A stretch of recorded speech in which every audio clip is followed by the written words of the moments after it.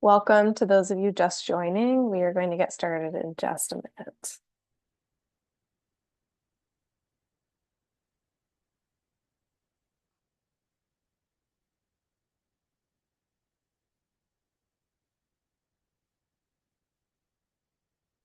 Welcome to today's webinar hosted by the Partnership for Student Success on implementing virtual tutoring with quality. I'm Kate Cochran, Managing Director of the Partnership for Student Success. This webinar is part of a new series from the partnership focused on presenting recent, timely, and relevant research on evidence-based and people-powered K-12 student supports with practitioners from schools, districts, and youth-serving organizations, and also providing examples of how this research can manifest in practice. Based at the Everyone Graduate Center at Johns Hopkins University, the Partnership for Student Success is a national coalition of school districts, nonprofits, and higher education institutions working to expand evidence-based and people-powered supports for K-12 students in communities nationwide. We focus particularly on 5 student support roles that have substantial evidence of effectiveness on a range of student outcomes. And those roles are tutoring, mentoring, student success coaching, post-secondary transition coaching, and wraparound or integrated student supports. We provide technical assistance, operate working groups, learning communities, and provide other opportunities for practitioners to collaborate around shared challenges and hopefully solutions to those challenges. We also conduct research and disseminate information, like what we're doing today, about research-based strategies for implementation. Since the pandemic, tutoring has expanded significantly in communities across the country, and there's a large body of research that has studied the impacts of in-person K-12 tutoring on students. And from this research, we know that tutoring with certain characteristics is one of the most effective academic interventions. Those characteristics often include high dosage, a focus on supportive relationships between a tutor and the student who they're working with, use of high quality instructional materials, and robust training and ongoing support for tutors. And while we know a lot about what works well in person, to date, there's been less research on what works well in virtual or online tutoring settings until fairly recently when this research base began to grow. And today, you're going to hear about some of this recent research that's come out on what works well in live, online, or virtual tutoring contexts. You'll also hear about strategies and conditions that the research indicates can lead to the highest impact for kids in virtual and online settings. And you'll also hear from tutoring providers and from a district leader on what this can actually look like in practice. We have a really great lineup of speakers today, each of whom really bring some great expertise and experience on implementing virtual tutoring with quality. First, you're going to hear about their work and their expertise through a panel discussion, followed by a Q&A. And throughout this session, throughout the panel, I really encourage you to put questions that you have for the panelists into the Q&A function in Zoom, and we'll collect those and ask as many of those as we can at the end. This webinar is being recorded, and it will also be shared out with everyone who registered at some point next week. So with that, I'm really excited to introduce today's panelists. Panelists, if you don't mind turning your camera on. First, I'd like to introduce Chris Dupuis, who is the Chief of Direct Service Program at Saga Education. Next, Meredith Fortner is the Executive Director of EduTutorVA. Next, Sidney Gunter is Director of Academic Programs and Support at Richmond Public Schools in Virginia.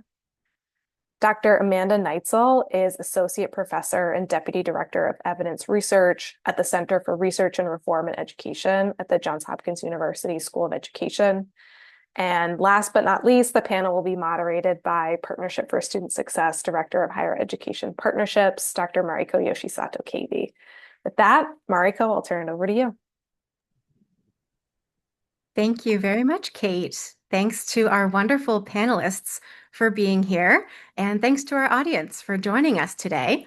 We're going to start with a question for everyone, just getting to know you all a little bit. So each of our panelists are engaged in the field of virtual tutoring in some way. So in just a minute or so, could you please tell us about your role and how you began in this work?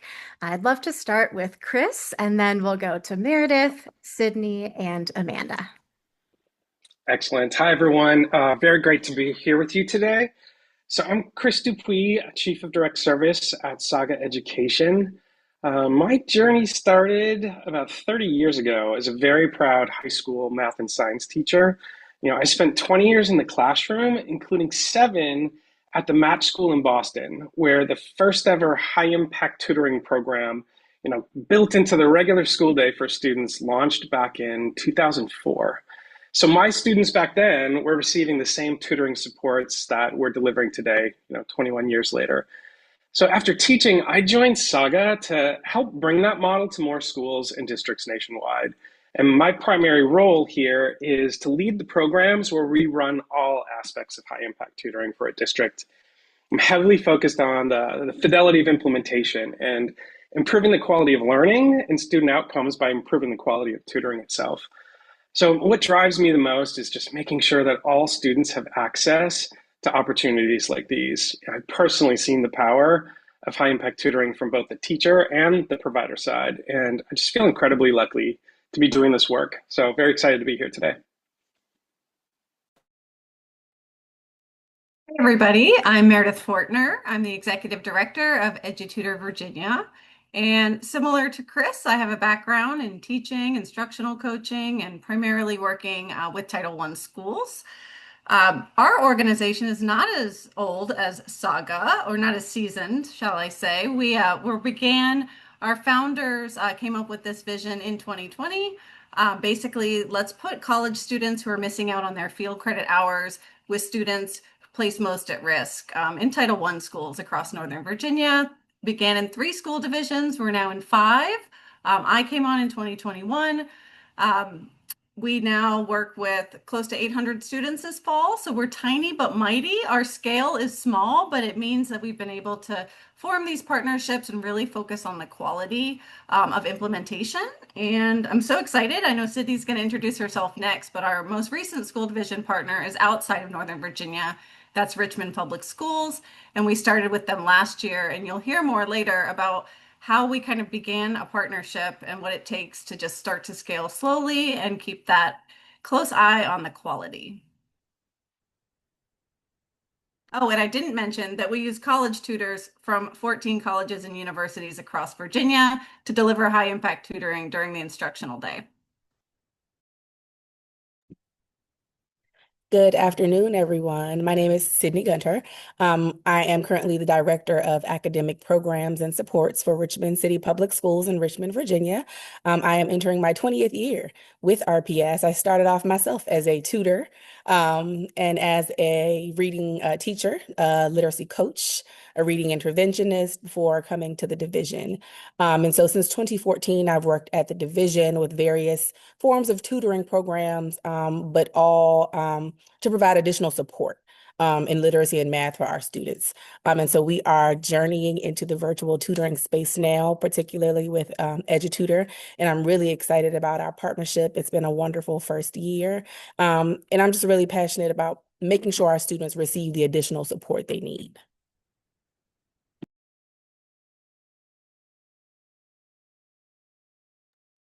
I'll jump right in then. I'm Amanda Neitzel, Associate Professor and Deputy Director of Evidence Research at the Center for Research and Reform in Education at Johns Hopkins, and a former classroom teacher. So our center, we focus on evaluating K-12 educational programs and translating evidence into actionable insights for educators and policymakers. So my work really centers around 2 big questions. Does this work through program evaluation? And then more broadly, what works through research synthesis? I approach virtual tutoring from both sides by evaluating multiple models, including virtual ones, and by synthesizing the broader research to understand what makes tutoring effective, as well as serving as Director of Research for Proven Tutoring, a coalition of evidence-based proven tutoring providers. So really at the core of all this, our goal is to make a real difference in the lives of students.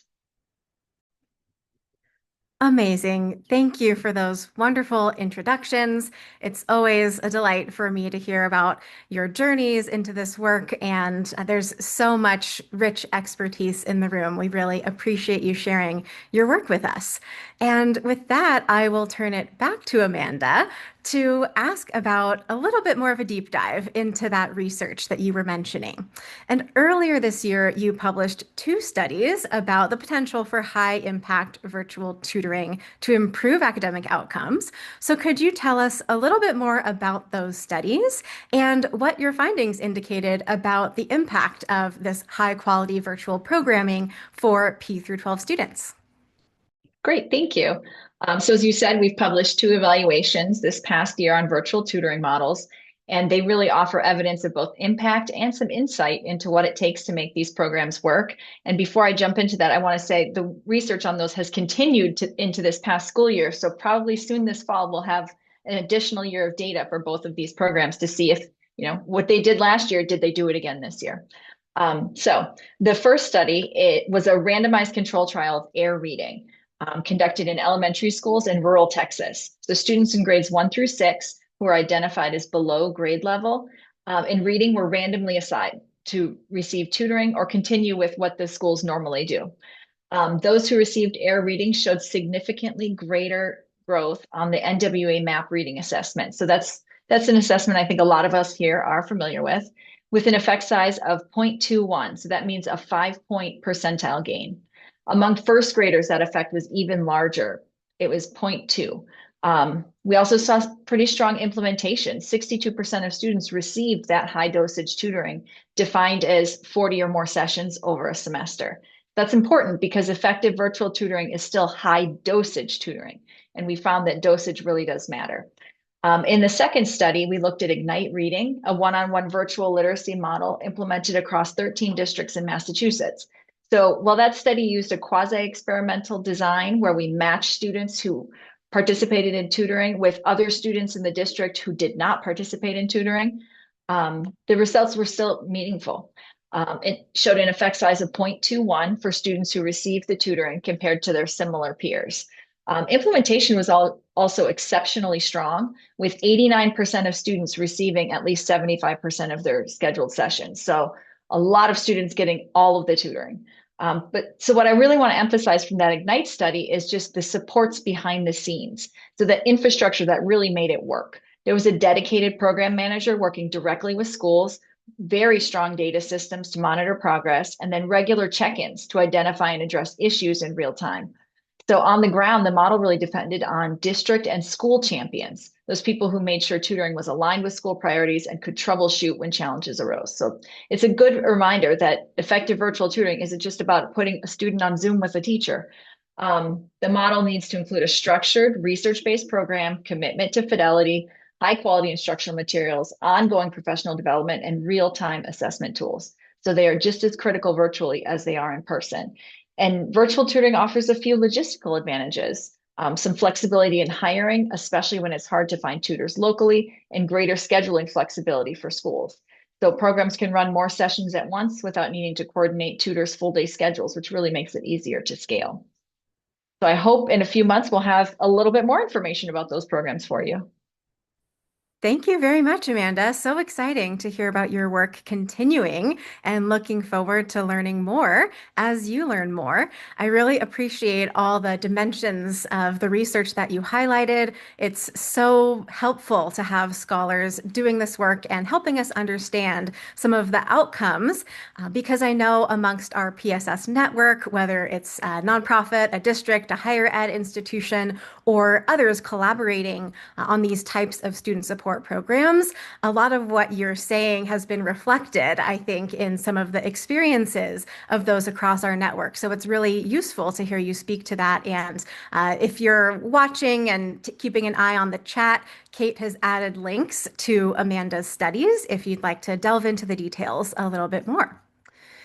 And with that, I will turn to Chris. Amanda mentioned some of the dimensions of high quality and what's needed to ensure success with these programs. And I know Saga Education recently released a white paper on the best practices for implementing live online virtual tutoring. So, can you share a little bit about the markers of a high quality, high impact virtual tutoring program and how Saga Education supports programs in meeting those standards? Absolutely. I love this question. So, as a nonprofit, we've been committed, of course, to serving students well ourselves, but also working to bring just a wealth of research and learnings to the national conversation on high impact tutoring. So I'd really love to share with you today, what I would call 5 critical focus areas for success when it comes to live online tutoring.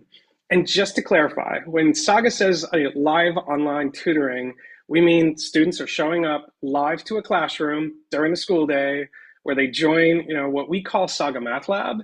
And in that space and community that we create, students will connect with their remote tutors as if they were joining any regular class period during the day. So students are live, in person, in classrooms, tutors are remote. The first element for us really involves the tutors. It's very important that tutors are selected well, not just for their ability to engage with the content sufficiently, but also to engage very effectively with students, especially in the online space, and just the ability to form strong and effective working relationships between that student and tutor. That relationship is key. So our motto for a long time has been, students don't care how much you know until they know how much you care. So after that selective vetting of tutors comes the pre-service training, where we engage our tutors in all the theory and best practices of tutoring. Tied into that is experience, giving them some experience in what we call them mock tutorials, where tutors get a variety of at-bats with tutoring moves, most effective for learning. Following that is the ongoing coaching, where tutors are given the resources and the feedback to grow and not just be good at what they do, but be great at what they do. And then the real accelerative learning can happen for students. The second element is specifically for online tutoring, involves an engaging physical and virtual space for students and tutors to meet. And we built our own platform. We call it Saga Connect, and in that you'll find the interactive whiteboard and the audio, video, content ingestion, and all of the math tools. But even more, we created a space that promotes conversation and peer collaboration, math investigation, where the work is actually up on the screen and everybody has access to the work at hand. And finally, having spaces for breakout conversations, independent work when it's appropriate, and even what we call warm huddle spaces for that relationship development, the team building, all those things that support a culture of relationships, vulnerability, and engagement. And those are the things that drive more and more learning. Third on my list would be just a well-developed curriculum that is easily accessible and usable in that online space. We decided at Saga to write our own curriculum specifically to support tutors. It's scaffolded, for those who don't have all the ins and outs of, curriculum experience that teachers might have in the classroom. We've done more of the work for the tutors to ensure that they're prepared with things like sample checks for understanding and common misconceptions, along with the full range of rigor so that tutors can easily differentiate in the moment based on where their students are. Fourth, and this is probably the most simple, it's just ensuring reliable internet connectivity and that you have the appropriate hardware so that those don't become, hurdles for tutors and students in that online space. And then finally, number 5, we just find it very important to have an in-school coordinator to supervise the students, troubleshoot the scheduling, the attendance, the connectivity, you name it. This role could look different across different districts. Sometimes it's actually a Saga staff member who's doing that work in the school. Sometimes it's actually a staff member from the school who's been designated for that role. But having a single point person of ownership and accountability ensures strong fidelity of implementation, And it's also a critical factor to ensure we're delivering for students just the optimal experience. So there's so much more that I could share when you dive deeper into the weeds, but those five are what we would consider the highest priorities. The tutors, the right physical virtual space, the curriculum, the right technology connectivity, and then that point person to ensure fidelity and accountability. Thanks very much, Chris. I know there's a lot more to learn from Saga and your work with so many wonderful partners, but I really appreciate the way that you illuminated all those different areas that are necessary to do this work well. And especially I love the relationship-driven element that you described.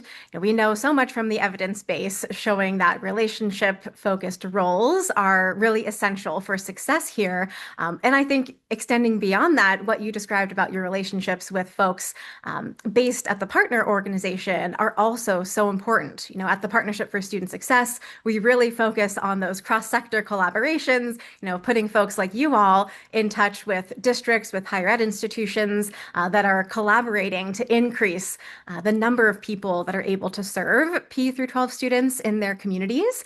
And so it's really great to hear about your success with this experience in the virtual live online space.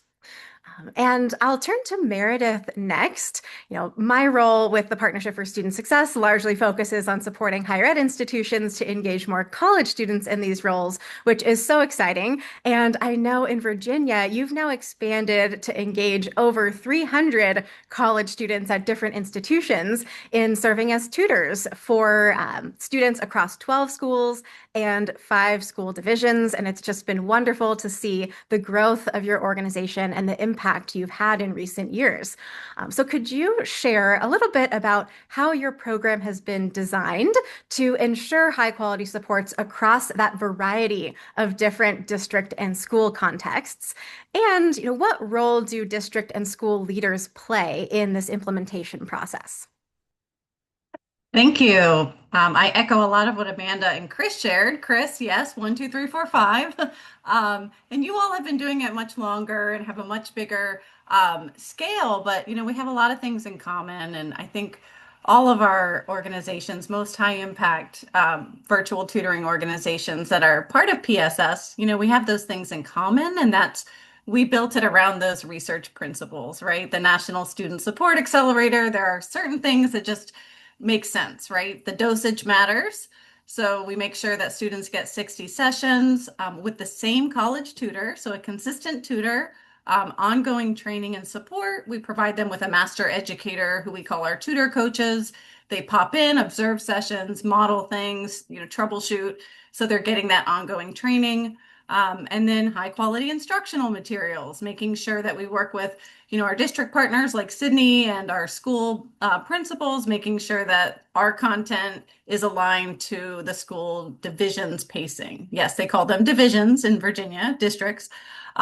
So the alignment, cohesion to the curriculum, good training for our tutors, that point person on site. But to speak a little bit about using college tutors. So the PSS has been a great resource for us. And as a small nonprofit, we look at ways to keep growing our number. We've had a couple thousand college tutors to date work with us, and they keep coming back each semester. It's become highly competitive. One thing that's important is to pay them well. They are college students. What they're doing is really important with kids. We want to compete with other opportunities that they might be looking at.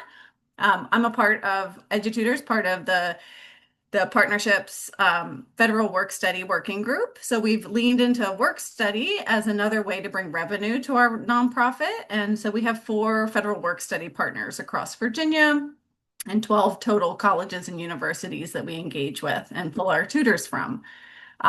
So I think the thing that works best with the college tutors with virtual tutoring is the flexibility. Like Chris said, you could, but could you really drive 3 days a week while you're enrolled in college to the same school, park, go in, meet with the students? So just transportation barriers alone, you can instantly connect if you have that good Wi-Fi, the pay. And then of course, we're looking here, EduTutor's not only looking at how can we support students, in grades 3-8, reading and math, who are most at risk.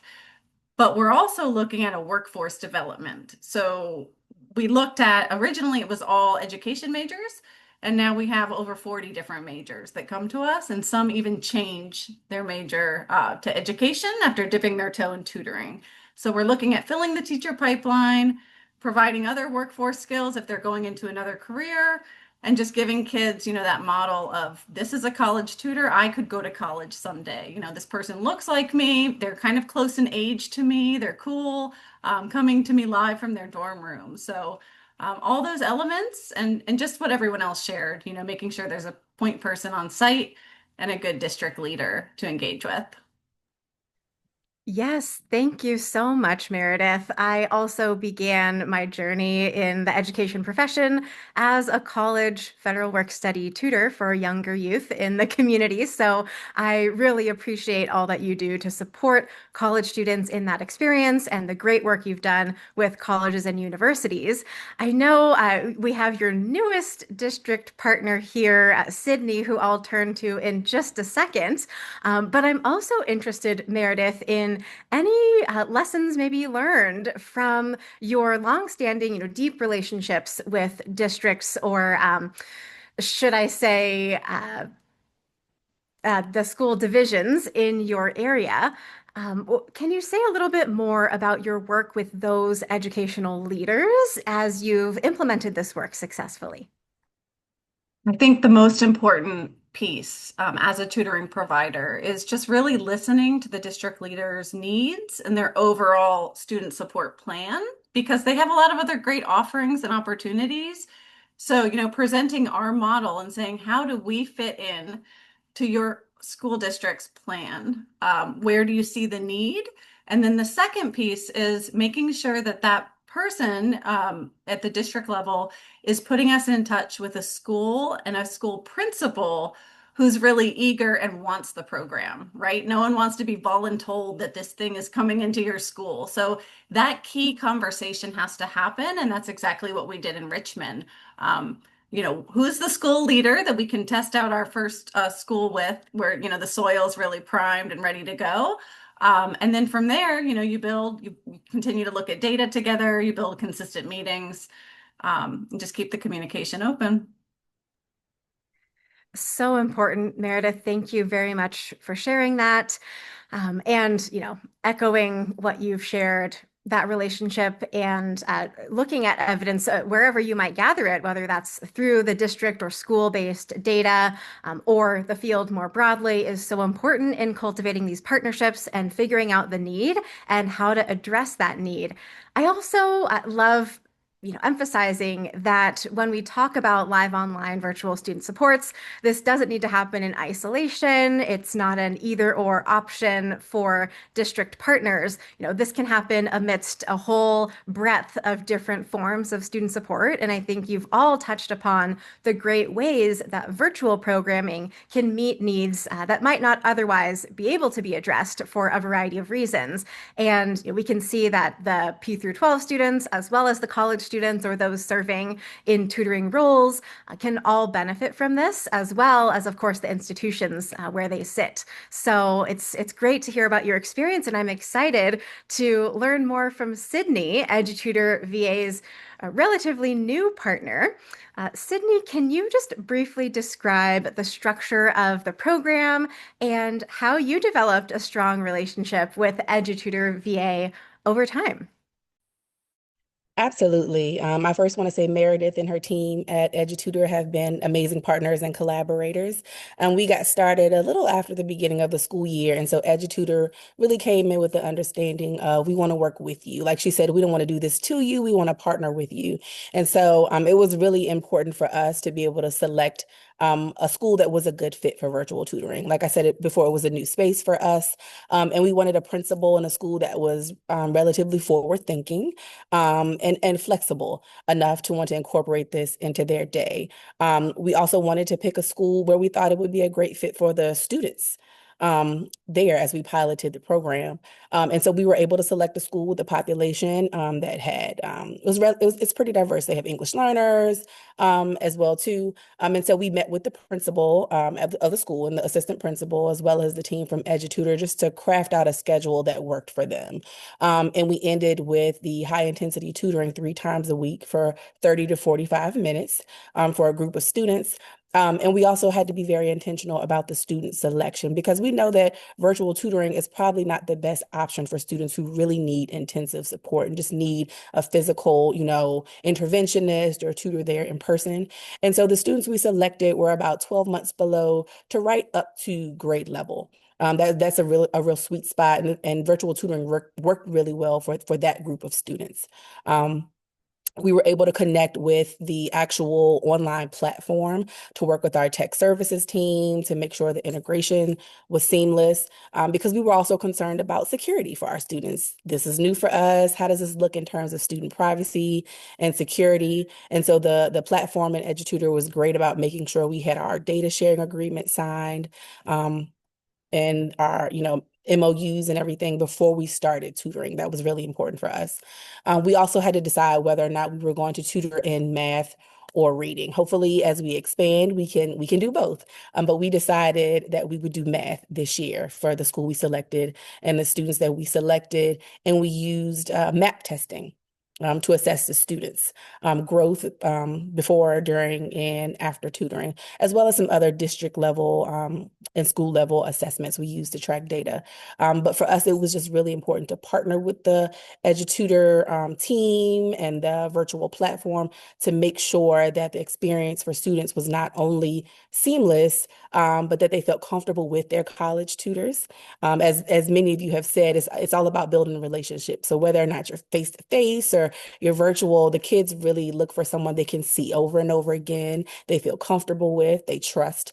And I felt like we had that with EduTutor and the platform with the college tutors. The kids were able to relate to the college tutors. They're younger, they're cooler than we are, of course, So that it worked out really well. And we saw some gains at the school. So I'm really excited to be able to continue this year. Thank you so much, Sidney. I even have a couple follow-up questions for you. It was really wonderful to hear of how intentional you were about the selection of not only your partners, but also virtual tutoring as a good fit for your students and the students who might be best placed with a live online tutor. So you're welcome to share a little bit more about how you determined that this was a good fit for you. But I'd also love to hear about any benefits that you feel like you're seeing so far.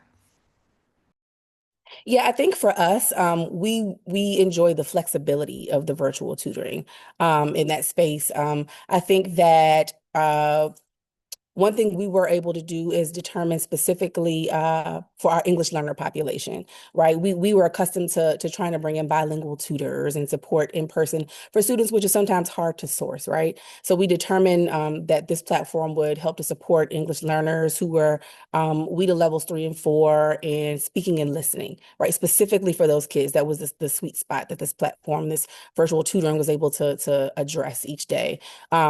I think in terms of the benefits, additionally, our teachers were able to, witness the virtual tutoring sessions with the students.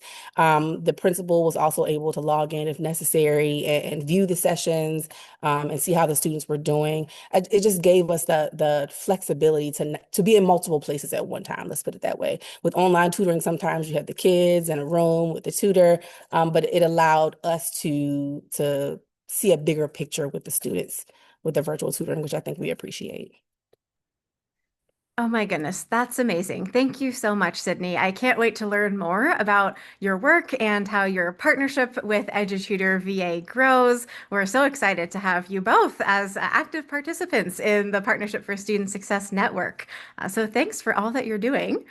And we'll wrap up just shortly with a lightning round, and I'll turn back to the panelists in just a moment. But before I do, for audience members, I wanted to again direct you to the chat where Kate has provided links to Saga's white paper and reminded you all that there is a Q&A function. So if you've had some questions come up as you've heard from our panelists, please feel free to submit those, and Kate will either be able to respond to you directly in the Q&A, or she'll share some of those questions for us to hear from panelists about as we conclude the call. But before we get to that portion, I'd love to hear just a quick round of input from all the panelists. We have seen how college students are a critical source of people-powered support for P through 12 students. So just briefly, we'd love to hear just one piece of advice that you have for people in the room working towards or considering implementing virtual tutoring. And let's start with Meredith, and then we'll go to Chris, Amanda, and we'll turn back to you, Sidney, at the end.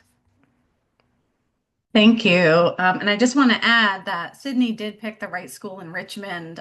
There were two cohorts, fourth and fifth. The fifth graders, 0% passed their state test the year before tutoring. And this year, after tutoring, 94% of them passed their end of grade state test. So more research, more randomized controlled trials, hopefully coming our way as we continue to grow and scale. So we know that we're small, but really seeing gains and being effective. The piece that I would give as advice for anyone considering it is really just making sure that, not all virtual tutoring is created equal.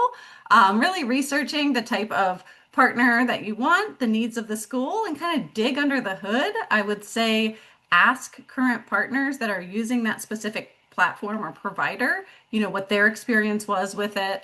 Of course, looking at the data, but I think getting the perspective from someone who's already engaged with a type of tutoring provider would help you choose your best fit.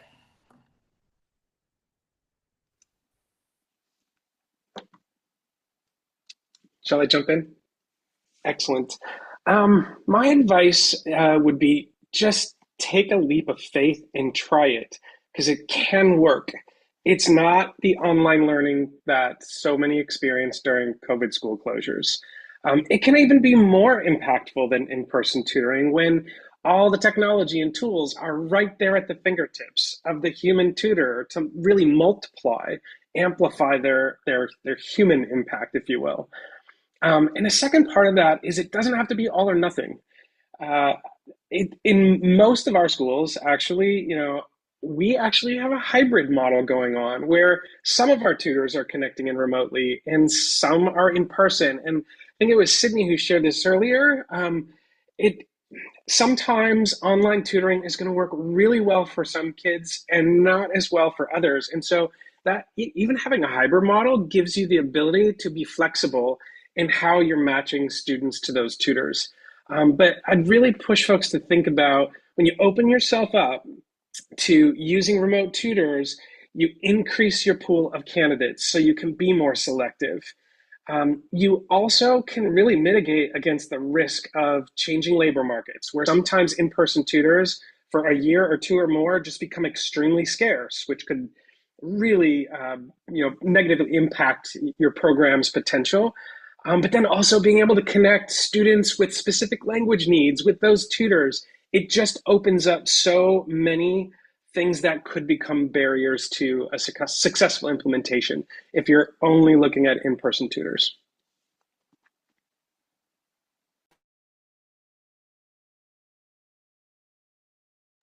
Oh, sorry, I will jump in there. I love that. And Meredith, I love what you talked about with fit. And getting under the hood, because my piece of advice is first start with something that has some evidence behind it, not just something that's looks flashy and nice, but something that somebody somewhere says works. Somebody you've heard from somebody, they have some sort of research study, something convincing. But don't stop there. Once you start implementing this, collect your own data to see if it's actually working in your context. So you don't need a randomized trial for all this. That's not what I'm saying. I'm saying track dosage, see how closely it's being implemented, and look at those outcomes you're interested in over time. Just like Meredith just gave those outcomes for that fourth grade cohort, that's convincing. That is showing it's working there. You want to make sure that those students are getting the supports they need and that it's moving the needle on learning. So evidence-informed decision-making isn't just about national studies. So this is about using real-time data to guide and improve your work. For me, I think as you're developing a culture of virtual tutoring, because it is a culture shift for some schools and classrooms, just be very critical about the school, the teacher, and the students that you select when you first begin, in order to just ensure the smoothest implementation possible.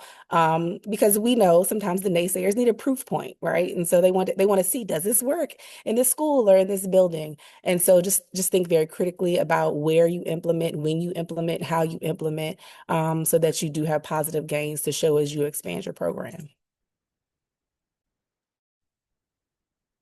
Thanks so much, everyone. Just wonderful advice. And I would love to continue engaging you all and really appreciate your perspectives that you're bringing to the audience and that you've brought for a long time to our network more broadly. I love the way that you highlighted different forms of evidence and how important it is to think critically about that throughout this process of being really intentional in selecting partners, programs, students at every juncture in this process.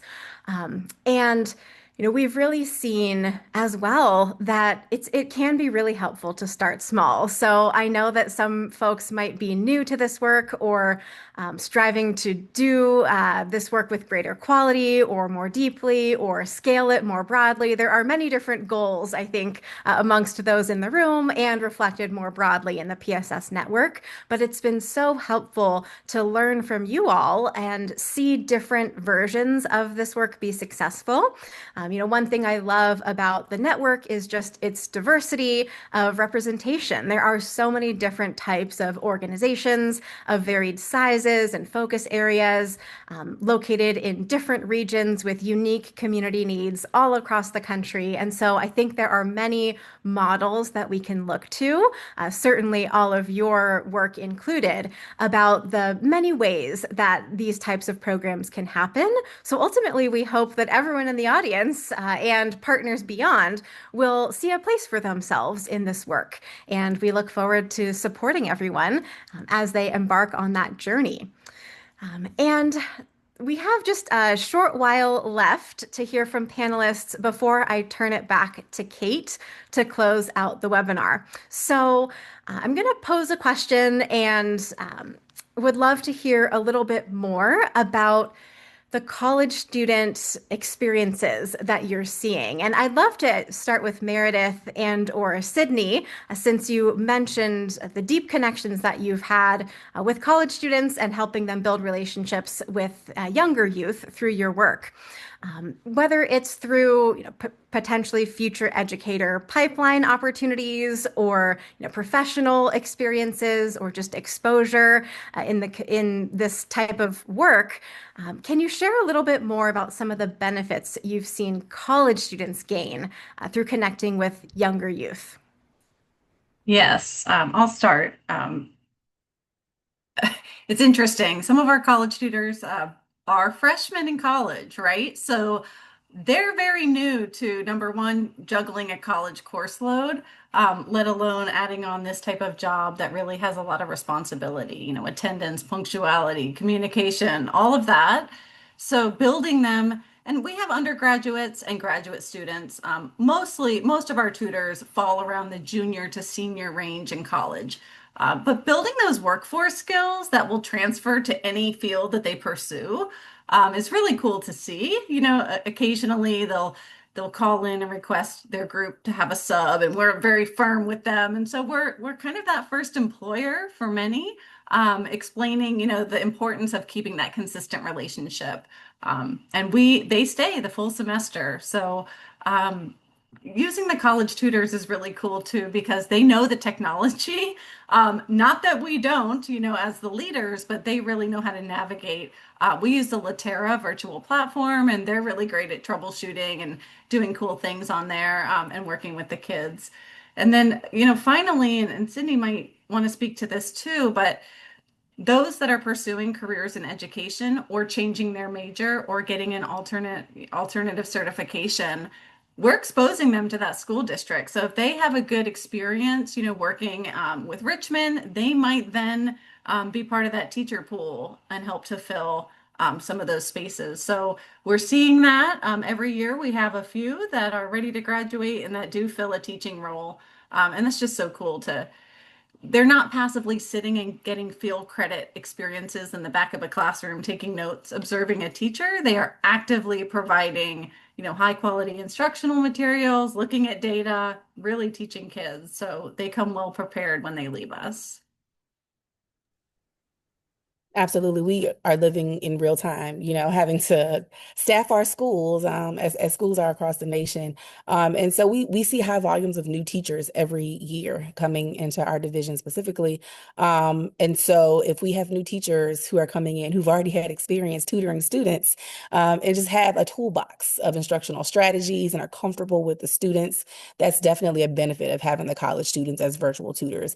And then if we can expand the teacher pool by having some of them change their mind, I think that's great. I'm the parent of a teenager, so I am fully aware of, how important the relationships are as well with the people who are teaching every day. And so I think having the college tutors in place, they're able to relate to the kids. Like Meredith said, they're great with the technology with students and can do things that, I probably can't do myself. Have conversations about things that the kids understand, during tutoring. And we just want to continuously build that pipeline of young people who are interested in impacting our students. Wonderful. I invite Chris and Amanda to add if desired. I also have another Q&A question to wrap us up in the last few minutes. I just want to connect the dots on a couple of things that have been mentioned so far. And that is when we first started this work, I think we were very humbled by the number of tutors who came in thinking they're taking a gap year, they're, applying to whatever comes next. And all of a sudden, after a year of tutoring, they pivoted and then stayed with education in some form or another.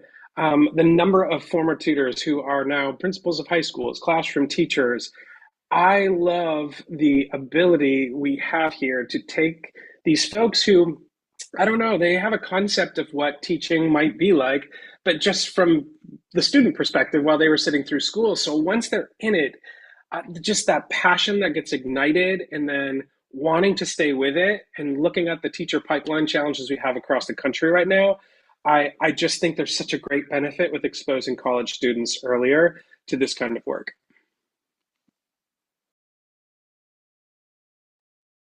Absolutely. And one of the other exciting things we've been able to see across our network, particularly with higher ed institutions engaging college students in these roles, is how excited college students often are to really engage with the data from the school, from the district, and think pretty deeply, with folks like you all supporting them in their professional exposure, but also even peer cohorts of other students at their institution or professors, mentors that they have, that really get them thinking about why this need exists, why they are serving in these particular roles with these particular students. And it's really exciting to see those types of conversations blossom and that type of thinking happening beyond, of course, the importance of the direct service to younger youth. And I'll just end with one more question and would love to hear from any of you all. Any of you all on this one, because I know the PSS has connected with you in different ways over the years. So would love to just hear a little bit about how you've engaged with the PSS and any recommendations you might have for our audience about how folks could take advantage of PSS implementation resources or other supports.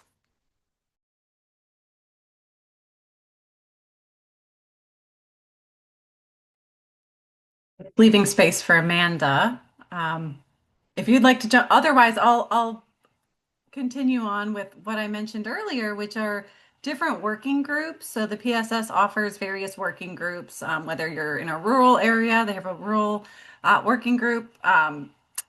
We're in the federal work study working group, and it was just really cool to engage with other providers, other practitioners, to develop a toolkit. So that's part of the PSS resources now.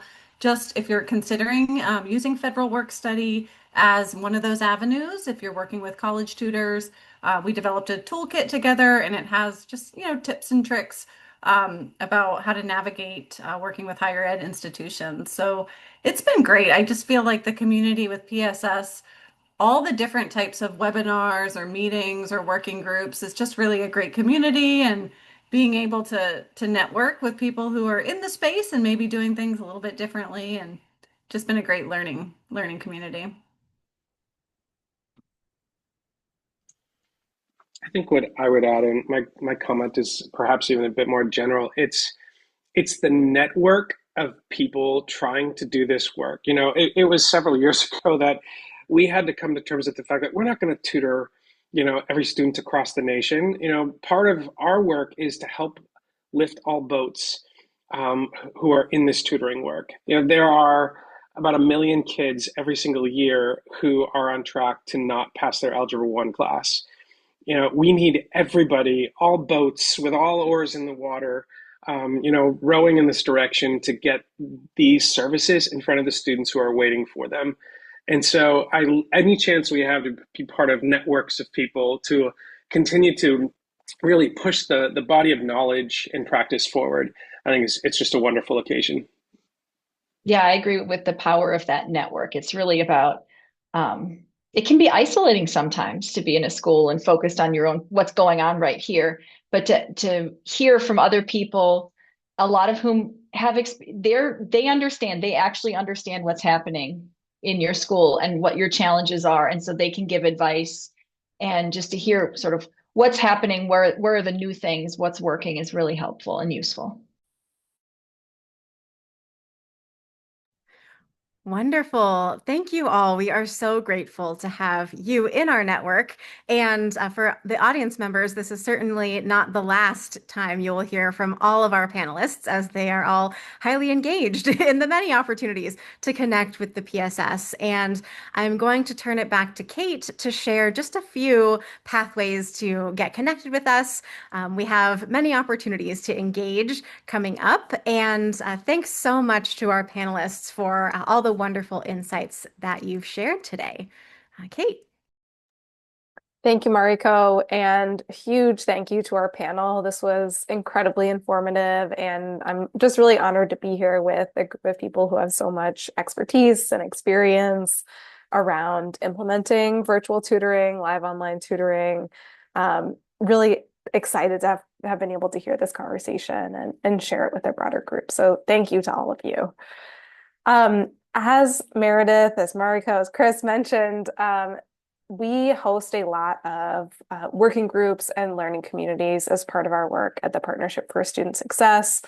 All of these communities are open to the public, free of charge, but in particular are targeted towards school districts, youth-serving nonprofit organizations, and higher ed institutions who are focused on supporting K-12 students, with a particular focus on tutoring, as well as a number of other evidence-based and people-powered student supports, mentoring, success coaching, college and career advising, wraparound supports, etc.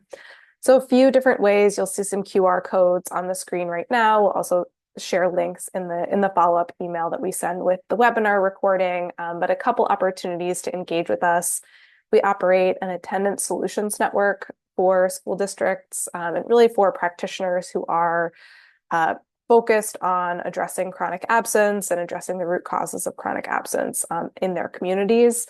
This is a peer-to-peer learning community that brings school districts together on a quarterly basis, sometimes more often, to kind of hear conversations like this, but really focused on addressing chronic absence, new research, new promising practices, et cetera, and then have collaborative conversations with peers working to address similar challenges in different communities around the country.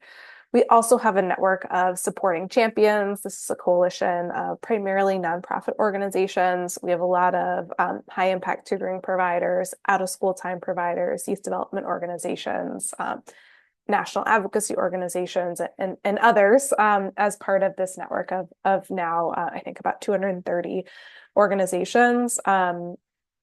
Being part of this network provides a lot of opportunities for collaboration with other nonprofits, with districts, higher ed, collaboration around resources, et cetera.